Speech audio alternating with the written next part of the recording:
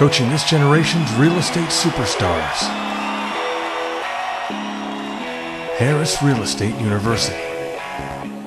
But the action happens at the bar and at the cocktail parties, and when you're late at night with an asset manager from Wells Fargo or whatever, at a bar at 11 o'clock, and you're having a good time. I mean, that's how you develop these relationships. You know, is you got to go out there, you get in front of them, you hang out with them, you learn them, and they become your friends. And it's important to do that, just like our regular clients, right? I mean, this is how I always think. I mean, if you had an equity client and they were giving you 10 to 20 properties a year, how would you treat that person? I mean, I don't think these banks are any different. I mean, you got to wine and dine them. I mean, if I had a client that was giving me $500,000 list, they'd be going to Vegas with me every couple months, right? And I think that's the same with a lot of these banks. I mean, you got to watch it because some of it's, not, none of it's illegal unless you violate RESPA laws, but it's their corporate policy that's dangerous, that you want to watch. But what I found is you're better off spending the money on entertaining them and being there, taking them to sports games and like sending them gifts, sending them money, anything like that, You're much better off just kind of, mingling and networking. Let me see, what else did I say? Oh yeah, well, the other thing is I used to do, not so much now because I'm a little more high profile, is I would make up these fake asset manager business cards, right? And I would go to I'd go to these events, right, and I'd act like an asset manager, right? And then you go to the parties because you get invited. Dude, you're an asset manager, you're like king, these things, man. People are falling over you. So you make up a little fake one. It was called Lighthouse REO. I used, get me into parties, get me into events, get me into servicing things, right? Whenever I register for an event, I always register as a servicer, or an REO. If you do go, register as like a servicer or as an REO asset manager, because everyone, the agents are everywhere.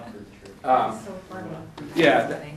That's so smart. Yeah, and all these events I was talking about, there are always parties. Tons of them, man. It's like, I've snuck into so many parties. It's amazing, boat parties, And when you're there, I mean, you're there, right? I mean, everyone's there to meet people. Yeah. You're not going to throw you off. I mean, I have been thrown out a few, but you try not to.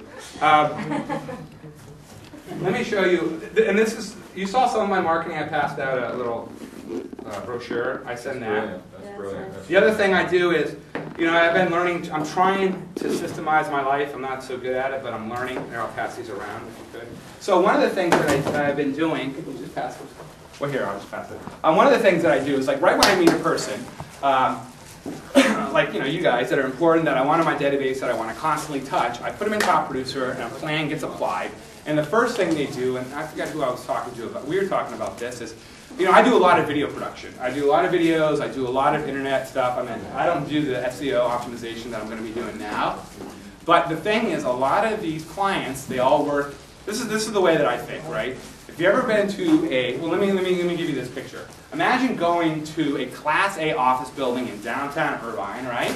It's 10 stories high. The windows can't open, right? There's nothing there. And this is what the drones do. They walk into the office building, right? They go upstairs and they sit behind their computer for like 12 hours a day.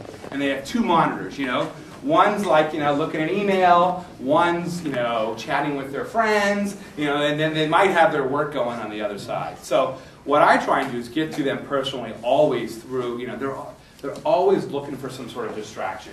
I send pictures constantly. I'll send the pictures of certain key people, I'll send them, pictures of the waves if they're like in Colorado and it's bad weather, or in Salt Lake City. Just send them something in the email, like always. One of the best things is there's a Google, I think it's just Google Photos, whatever you think of. Like I was at a dinner, and you might find this hard to believe. I was at a dinner a couple weeks and I put my foot in my mouth, which never happens.